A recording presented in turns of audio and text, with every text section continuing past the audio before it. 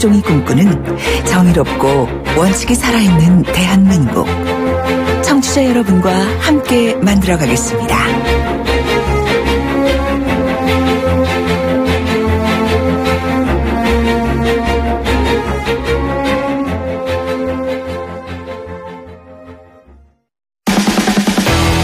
돌려보고 비틀어보는 오늘의 이슈. 이종훈의 뉴스 측면 승부. 네, 측면 승부사시죠. 이종훈 박사 오셨습니다. 안녕하십니까? 네, 안녕하세요. 오늘은 어떤 이슈를 또 한번 비틀어보고 돌려볼까요? 카이. 예. 카이가 뭡니까? 한국 항공우주산업. 예. 영어 약자. 카이. 보통 카이 이렇게 불리죠. 예. 네. 이게 기아가 만약에 쓰이면요. 제가 네. 시애틀에 갔을 때 공항에서 이 셔틀버스를 운전하는 기사분이 할아버지인데 네. 한국전을 참전하셨더라고요. 그러면서 왜 한국차는 KIA를 쓰냐요. 그래서 왜 뭐가 잘못됐냐 그러니까 MIA는 미국 국방부 이니셜로 전쟁을 하다 실종된 사람을 말하고 맞습니다. 예. KIA는 사망한 사람을 말한대요. 네. 왜 그런 차를 만들어서 파냐고 묻더라고요. 근데 이거는 이제 AI가 입장이 바뀌었네요. 한국 입장이 바뀐 게 아니고 이제 순서가 바뀌었네요. 예. 그렇네요. 서울중앙지검.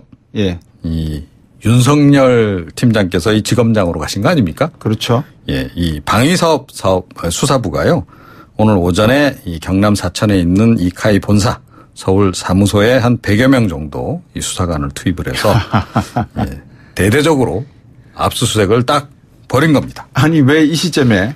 그러니까요. 송영무 국방부 장관 오늘 임명장 받는 날 아닙니까? 어제 임명장 받았죠. 받았습니까? 예. 네. 어제 받았거든요. 그리고 이제 오늘 취임식이 있었거든요. 그렇네요. 예, 그래서 오늘 또 취임식에서 더욱더 이제 이 국방개혁을 또 강조를 하셨어요. 네. 방산비리 척결은 또 국방개혁의 가장 중요한 또 분야 아니겠습니까? 그럼요.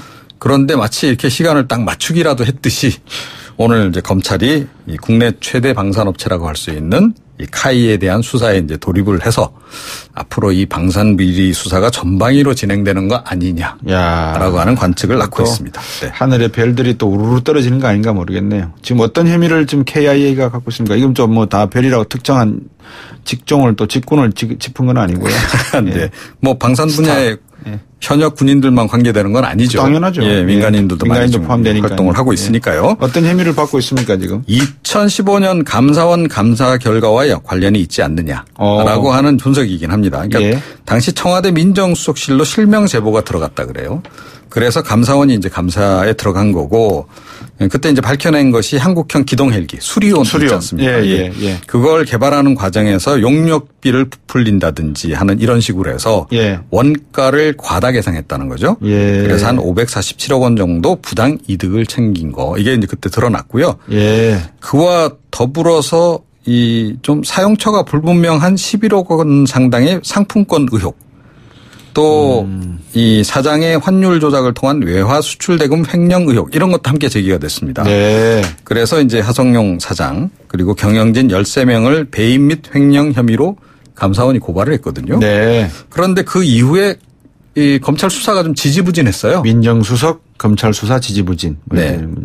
그러다가 이제 새 정부 들어와서 지금 이번에 다시 수사에 들어가는 그런 형국인 거죠. 하성룡 사장이시죠? 그때. 네. 지금도 그분이 계십니다. 뭐 하십니까 지금? 어디 계십니까? 지금도 그냥 그 사장이시죠? 사장이신가? 지금 이제 이번 검찰 항공우주국인가요? 항공우주산업. 우주산업 갔을 때 뭐 계셨나요 거기에? 아닙니다.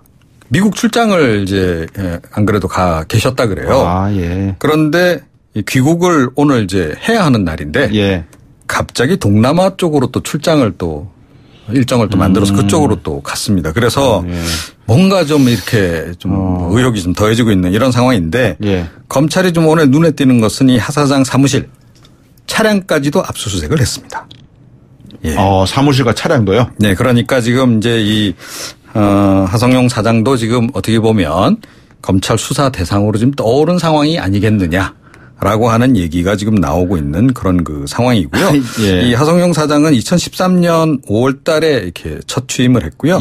임기 3년 채웠고 지난해 5월 달에 재신임 받아서 이제 임기가 연장이 된 2019년 5월까지 지금 이제 임기가 연장된 상황입니다.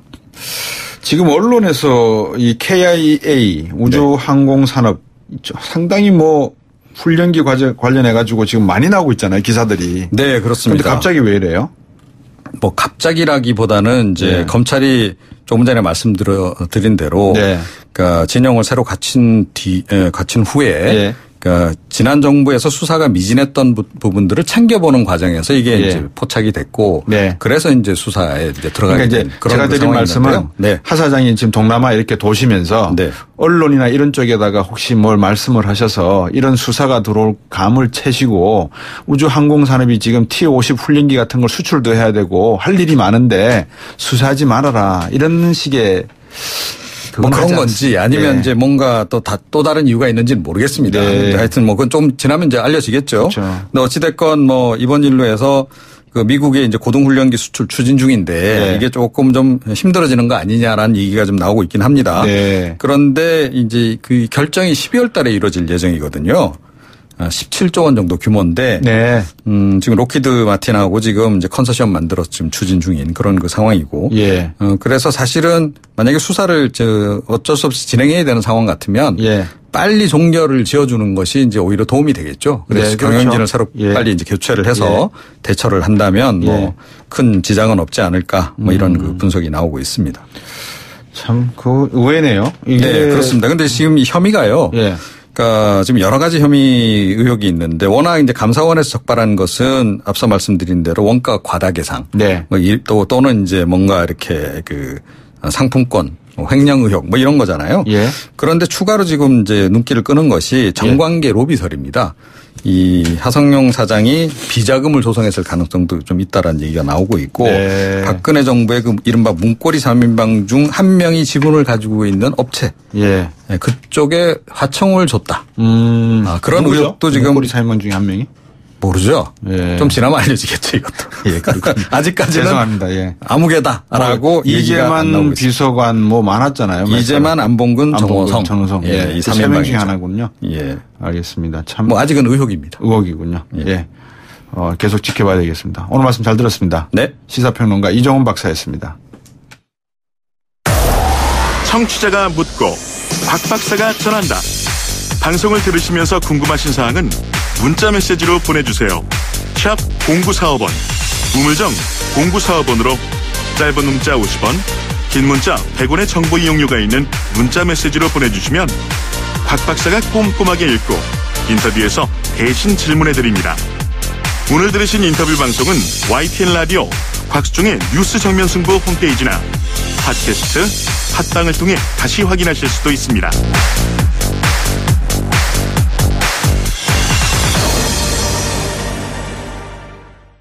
예고해드렸던 대로 오늘 오후 청와대 박수현 대변인 주요 발표가 있었습니다. 국정농단 사건 관련된 자료가 대량 발견됐다는 건데요. 박근혜 정부의 민정수석실 자료랍니다. 300건가량으로 알려졌는데요. 국회 안정행전위원회 소속 자유한국당 박성중 의원 전화 연결했습니다. 말씀 들어보겠습니다. 안녕하십니까? 네, 안녕하세요. 이게 뭔 일입니까? 그렇습니다. 예. 아니 청와대 민정수석 문건이 300여 건이 발견되었다? 왜 이런 일이 일어났죠? 아마 그 당시 그 어떤 직원이 잘못 이걸 관리를 해서 발견되지 않았어요. 이번에 최근에 발견된 거 아닌가 싶습니다. 청와대가 오늘 공개한 문건이 박수현 대변인 말로는 비밀 표기를 안 해놨기 때문에 대통령 지정 기록물은 아니라는 판단에 공개했다. 이렇게 말씀을 하셨는데 어떻게 보십니까? 그거는 박수현 대변인의 그 발표가 조금 좀 잘못된 것 같고요. 어떻게 잘못됐습니까? 그 대통령 기록물 관리법에 보면은 대통령 기록물은 세 가지 형태가 있습니다. 일반 기록물이 있습니다. 일반 기록물은 누구나 볼 수 있습니다. 그다음 비밀 기록물이 있습니다. 이 비밀 기록물은 비밀 인가 직업증을 가진 사람만 볼 수 있습니다. 그다음에 세 번째는 대통령 지정 기록물이 있습니다. 이 지정 기록물은 30년 동안 대통령만 볼 수 있고 만약 다른 사람이 보려면은 국회 3분의 2 동의를 얻거나 그 고등법원장 이상의 어떤 영장을 가져와야 볼 수가 있는 겁니다. 지금 그 여기에 비밀 표시가 없어서 대통령 지정 기록물이 아니다. 그것은 잘못됐고요. 일단은 그 지정 기록물이 되려면은 대통령 기록물이 되려면은 그 절차를 거쳐서 그걸 거치는 행위가 돼야 되는데 이번 기록물은 예. 그런 절차를 거치지 않고 그냥 남아있기 때문에 예. 그 중에 진짜 중요한 거는 비밀 기록물도 있을 수 있고 예. 또 중요한 것은 그 지정 기록물도 될 수 있는데 예. 하나의 그냥 일반 물 형태로 그냥 일반 기록물 사실 아니고 그냥 남아있는 형태죠. 지금으로서는. 예. 하나의 그냥 일반 기록물로 볼 수밖에 없는 거죠. 예. 그럼 일반 기록물이니까 뭐 박수현 대변인이 공개한 거는 잘못된 것은 없는 거겠네요? 네, 크게 잘못된 건 없습니다. 예. 비밀을 표시 안 했기 때문에 지정 기록물은 아니다. 이거는 잘못된 겁니다. 아, 예. 그러니까 이제 비밀을 표시 안 해놨기 때문에 지정 기록물이 아니다. 요거는 잘못됐지만 뭐 네네. 비밀 표기가 안 했기 때문에 일반 기록물이라서 공개했다 이러면 된다는 말씀인가요? 예, 그거는 일반인 다 볼 수 있는 게. 그러니까요. 예. 작성 시기가 2014년 6월 11일부터 2015년 6월 24일까지 간 1년 기간이라고 하는데 네네. 이 시기에 민정수석이 김영한 민정수석 그리고 우병우 민정수석 아니겠습니까? 우병우는 민정수석이 아니고요. 아, 예. 그 당시는 수석실, 그 당시 2014년 6월부터 2015년 6월까지는 수석은 김영한이고. 네, 비서관. 예. 그 다음에 민정비서관. 민정수석은 김영한. 네네. 민정비서관은, 바로 밑에 민정비서관이 있습니다. 예. 민정비서관은 우병우인데. 네. 우병우는 2015년 1월부터. 예. 수석을 했습니다. 그러니까 2015년 1월부터 2015년 6월까지 한 민정수석으로 한 것은 한 5, 6개월 되고. 예. 민정비서관으로 한 것이 한 6개월, 6, 7개월 되네요. 그렇군요. 예. 상당 부분 뭐 우병우 전 민정수석이 만들었다 이렇게 판단할 수는 없겠네요. 그럼 그죠? 참고로. 예. 제가 민정수석실 한 3년을 근무했기 때문에. 아, 그러셨군요. 예. 좀 내용을 잘 알고 있는데요. 네네. 민정수석실은 4개 비서관이 있습니다. 예. 우선은 민정비서관. 예. 민정비서관은 전체 대한민국에 돌아가는 여론을 수집해서. 네. 이것을 분류해서 또 주요 대책을 만들어서 대통령한테 보고하는 그런 민정비서관이 있고요. 예. 이 민정비서관에 우병우가 했습니다. 네. 그 다음에 이제 민원비서관이라고 있는데, 민원비서관은 민원들, 청와대 들어오는 민원을 받는 겁니다. 예. 그 다음에 법률비서관은 법률 검토를 하는 비서관입니다. 예. 그 다음에 일반 인사기록 하는 비서관이 옛날에는 그걸 사정비서관이라 했는데, 예.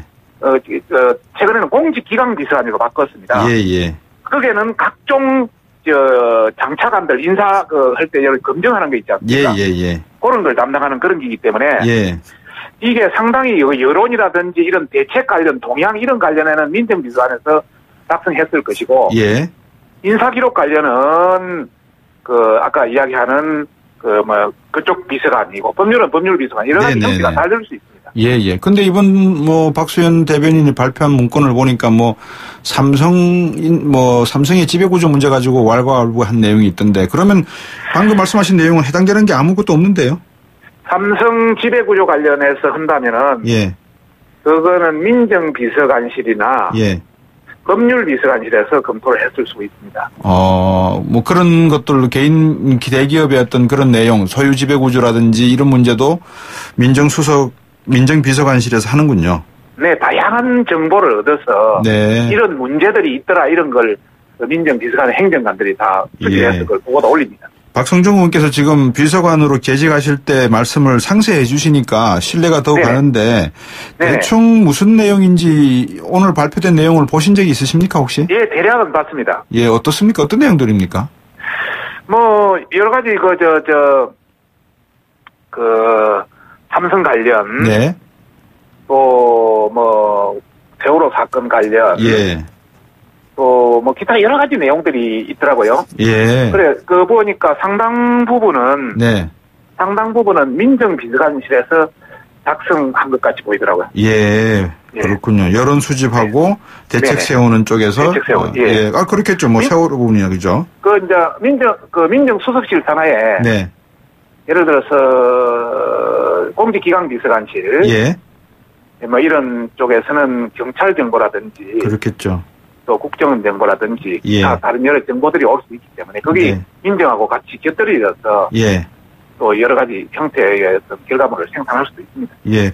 만약 그렇다면 지금 조국 그 민정수석 비서관이 있는 그 방금 말씀하신 그 민정수석 비서관실에 지금도 그 4개 비서관들이 다 근무하고 있습니까? 아니면 이 중에 일부는 있습니다. 그대로 있습니까? 네네. 예. 지금은 아직은 그대로 있습니다. 그러면 조국 민정수석 비서도 인사기록 비서, 그러니까 지금 공직기강 비서관실을 통해서 여러 가지 인사 파일이나 이런 걸 다 받아봤겠네요, 그죠? 당연하죠. 그게 그래서 지금 야당들이 네. 장차가 지금 장관들 검증에 여러 가지 문제가 있지 않습니까? 예. 그 책임은 조국 민정수석이 져야 된다는 것은 본인이 옛날 서울대 교수할 때는 그 음주운전하는 것도 미국 같은 청문회 대상도 아니라 그러고 무슨 부동산 투기하는 것은 이거는 완전히 넘지 못할 산이라 그렇게 표현을 많이 했는데 그렇군요.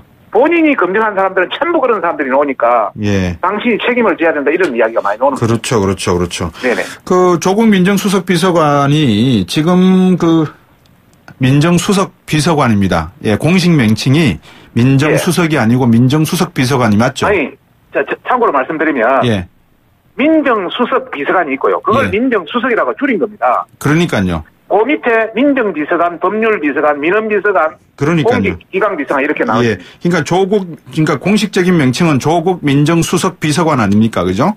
그거를 줄여서 민정수석이라고 부르는 거 아니겠습니까, 그죠? 그렇습니다. 그 밑에 이제 비서관들이 4명 있는 거 아니겠습니까? 수석자 뺀 비서관들이 4명 있는 거죠. 네, 그렇습니다. 지금 해당 자료들이 어떻게 캐비넷에 남아 있습니까? 왜 이게 남아 있어야 됩니까, 이게? 원래는 남아 있으면 안 됩니다. 마지막 담당자가 그걸 분류해서 대통령 지정기록물로 분류하든지 비밀기록물로 분류하든지 일반기록물로 분류하든지 그리고 안 되는 거는 전부 폐기를 해야 됩니다. 그런데 그걸 아마 놓친 것 같아요. 박근혜 전 대통령이 탄핵당할 당시에 모든 업무가 정지된 상태에서 문건을 폐기했다 이런 이야기들이 다 나오고 했는데 심지어 컴퓨터 파일까지 다 긁어버렸다 디가우징했다 이런 이야기도 나오는데 왜 이런 문건이 비밀 표기도 안 돼 있는 상태에서 캐비넷에 남아있다는 건 이해가 설득 안 되는데요. 누가 일부러 남겨놨습니까? 일부러 위에 밑에 직원이 관리하고 비서관이 그걸 체크하고 할 텐데 일부러 남겨놓을 리는 없을 것이고요. 아마 공간구조 서로 변경하고 하는 사이에서 못 보는 그런 공간구조가 돼서 그러지 않았나. 일반적으로 캐비넷은 거의 다 볼 수가 있거든요. 그리고 박근혜 정부 마지막 놓으면서 모든 문서를 다 어떤 문서 분류를 해서 내보냈고 또 필요 없는 물건들 문서들은 전부 폐기했다고 이야기 들었거든요. 참고로 말씀드리면 대통령 기록물을 이 관리 법률에 만든 것은 2007년 노무현 대통령 때 만드는 겁니다. 그렇죠. 그 이전에 대통령 기록물들이 지금 관리된 거 보면은 YS 이전에는 집으로 가져가고 다 있잖아요. 한 10만 건 있고요. DJ 때가 한 70만 건 있고요. 그다음에 노무현 대통령 때 10배로는 한 700만 건 있고요. 아이고야. 그다음에 MB 때가 한 1000만 건이 있습니다. 이번에는 얼마나 됐는지는 모르겠으나 그렇게 굉장히 방대합니다. 아니 옛날에는 이게 관리가 집으로 가져가고 다 그랬잖아요. 그러니까 그렇게 많이 남지가 않아 있죠. 그러니까요. 시간이 거의 다 됐는데 오늘 민주당에선 대통령 기록물이기 때문에 국회 운영위 열어서 국정농단에 대한 진실규명 함께하자 이런 제안 나왔는데 입장은 어떻습니까, 자유한국당? 그거는 조금 이건 자유한국당의 입장은 아직 내가 대표하는 것은 아니기 때문에요. 내 개인적인 의견을 말한다면 이 300건에 대해서 분류를 해보고 그 중에 진짜 중요한 게 있다면 그러지만은 나머지 건은 일반 직원이 관리한 그런 문건도 있을 수 있고 다양한 문건이 산재되어 있기 때문에 이걸 당장 국회 운영이 열어가지고 국정농단 진실규명을 한다는 거는 이거는 조금 너무 나갔다 이런 말씀을 드리고 싶고요. 시간을 가지고 천천히 해도 늦지 않다 이런 말씀을 드리고 싶습니다. 직접 비서관으로 계셨고 또 이렇게 모든 걸 투명하게 말씀해 주시니까 무슨 말씀인지 이해가 더 잘 되네요. 제가 박근혜 정부에 있지도 않았고 청와대에 있지도 않은 게 충분히 객관적인 입장에서 그렇게 말씀하신 것 같습니다. 오늘 말씀 잘 들었습니다. 감사합니다. 다음에 한번 또 말씀 듣겠습니다.